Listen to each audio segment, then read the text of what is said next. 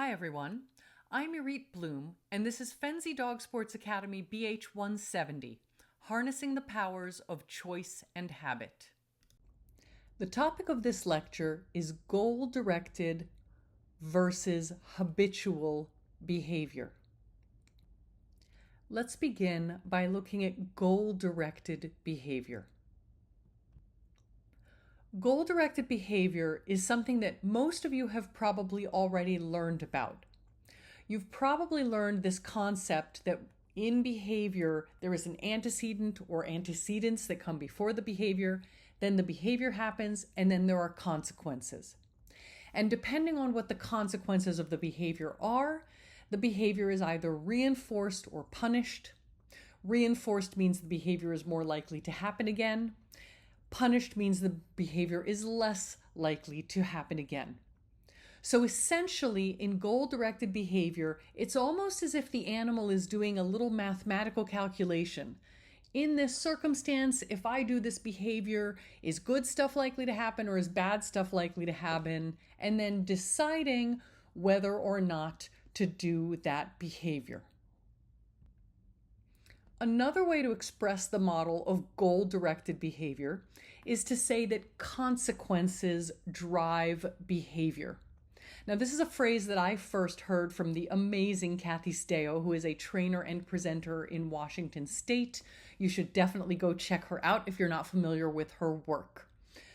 What consequences drive behavior means is that the behavior of, for example, racing your car happens not because the starting gun went off, but because that race car driver wants to win the prize that comes at the end of the race for finishing first.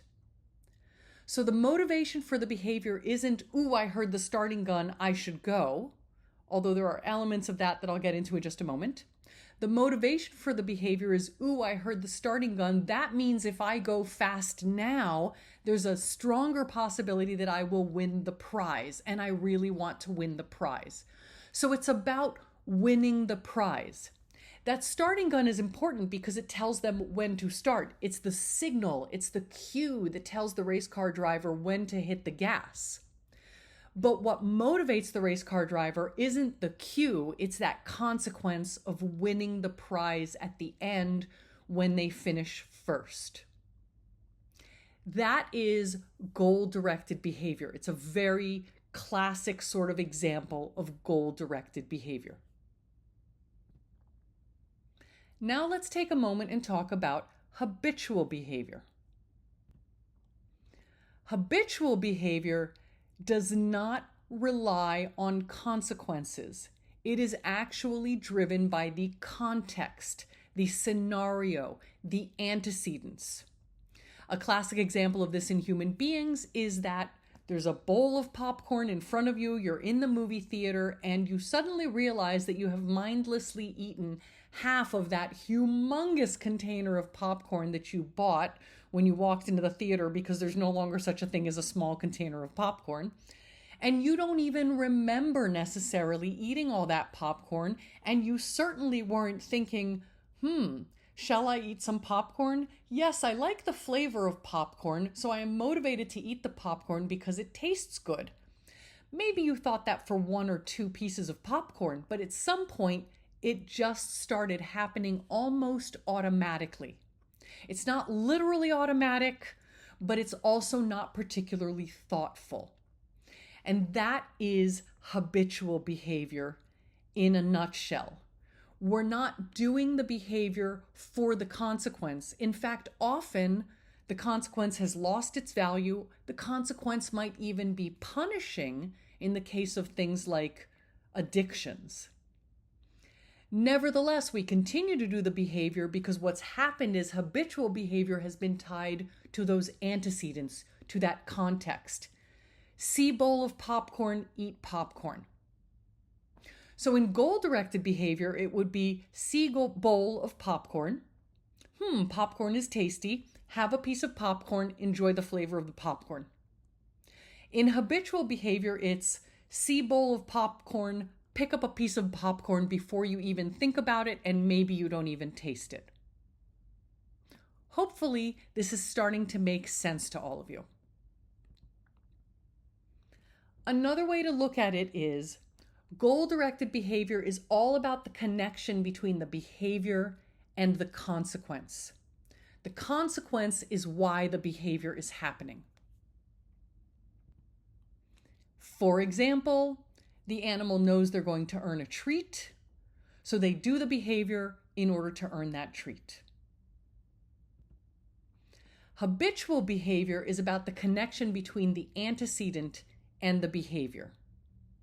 So that's the strong tie. That's what's driving the behavior, the context, not the reward. Before I put together this lecture, I looked yet again into the neuroscience of habitual and goal-directed behavior. And here's what I can tell you.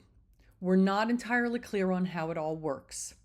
Scientists disagree to some extent about exactly which brain structures are involved in doing what. And in fact, some brain structures that have traditionally been thought to relate to habitual behavior now appear to play a role in goal-directed behavior, and vice versa. But what we do know is that something different is happening in the brain during habitual behavior versus goal-directed behavior.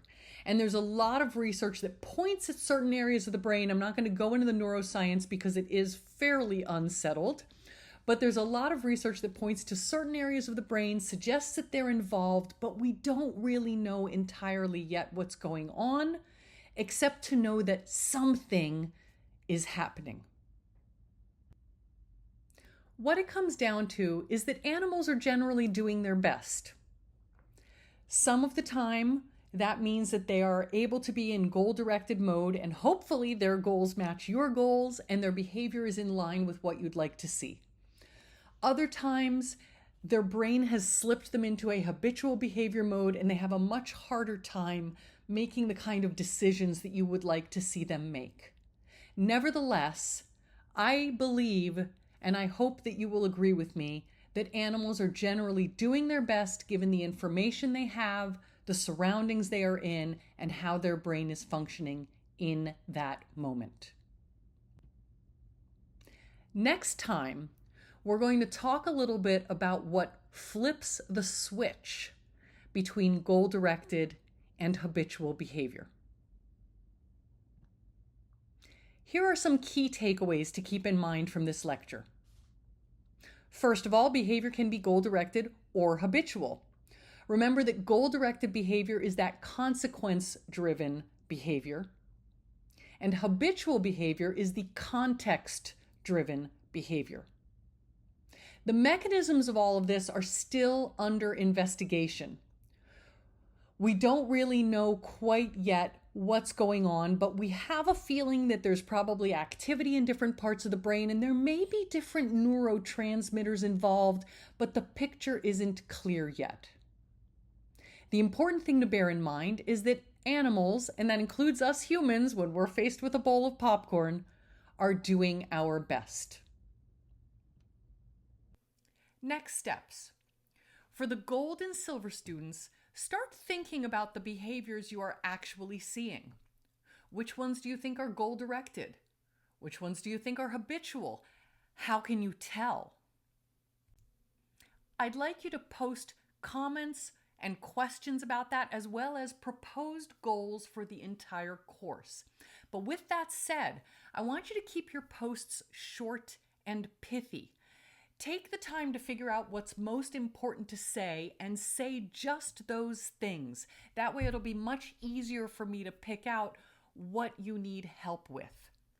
And in order to help you keep things short and pithy, I'm going to challenge you to keep your posts to 500 words or fewer. For the bronze students, follow along and do try this at home. Thank you so much. I'll see you next time.